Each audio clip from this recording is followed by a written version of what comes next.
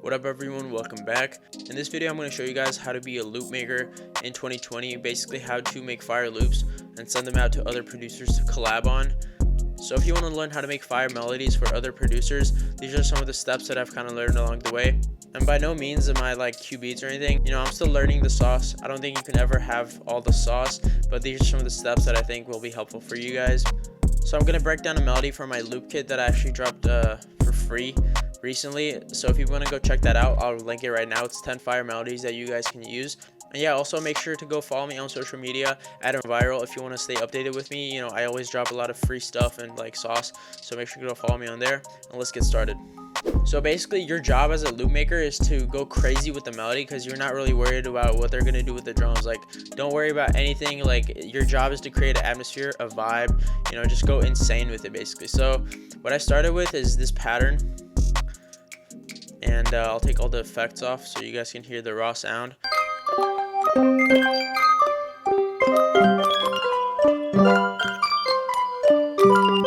A lot going on, but the chords are basically C minor. Oh shit, it's on the kick. That's a big oof moment. It's basically C minor and then G7. A little kind of like Spanish vibes, that's why I named it Pablo. But anyways, this is what it sounds like after the effect.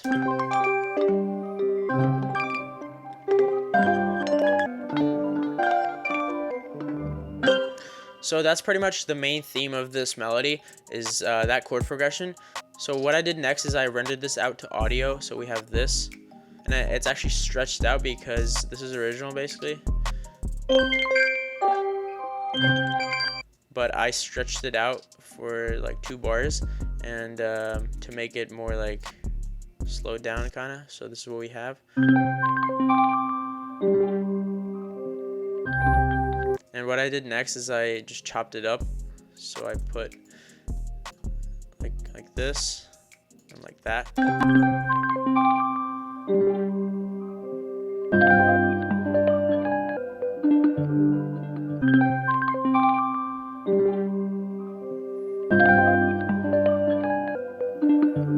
So yeah, you kind of want to have like 3 or 4 different sections of your melody. So if this is my initial melody, this could be like an intro, while this is like with the main verse, like slowed down at the main hook section. So you kind of want to do a lot of different variations of your melody and kind of like layer it up. So what I did next is I added a guitar instrument, because I thought that would feel nice with this.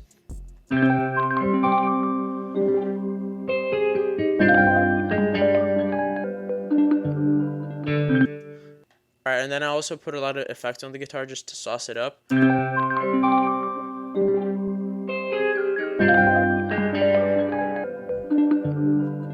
Alright, I'm not going to spill all the effect sauce just yet. If you guys really do want a video on that, I can drop one, but I'm going to need like 100 likes on this or some shit. I can't be cooking for free. Y'all got to send me the budget. So the next section, basically this guitar was nice, but then what I decided to do is add another last element. So I would say for most loops, you don't really need more than like 3 or 4 different instruments. In this case, I have 3 instruments, but I have one variation of one. So this is like the normal version. This is the slowed down version over here. So my next one was this lead. This is what it sounds like.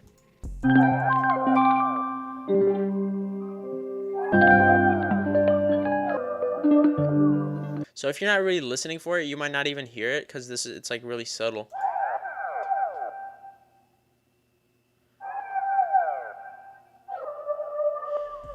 But it is a nice layer of texture, and that's what's important about melodies, is like you want to add different layers of texture and switch it up. Alright, so now let me show you guys how to properly arrange the melody so it's easier for another producer to cook up with it and get a potential placement. So what I did is I have the slowed down melody with the guitar over here.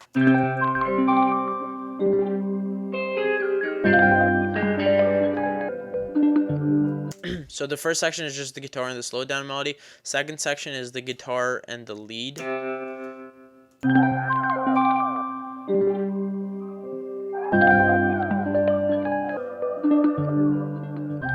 So, and then my last section is just the normal melody, like the higher pitched one.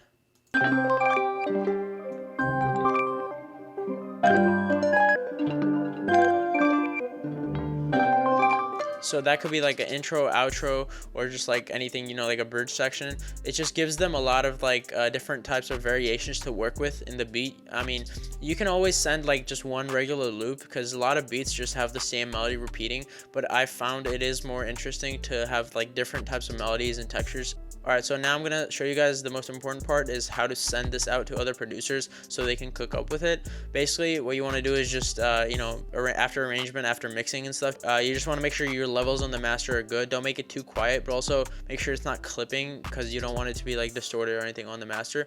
Alright, so the way you want to export this is just go ahead over here into export, and then always choose wave because that's the highest quality. MP3s kind of make it sound terrible. So I'm going to put my name first at environment, just my @ name.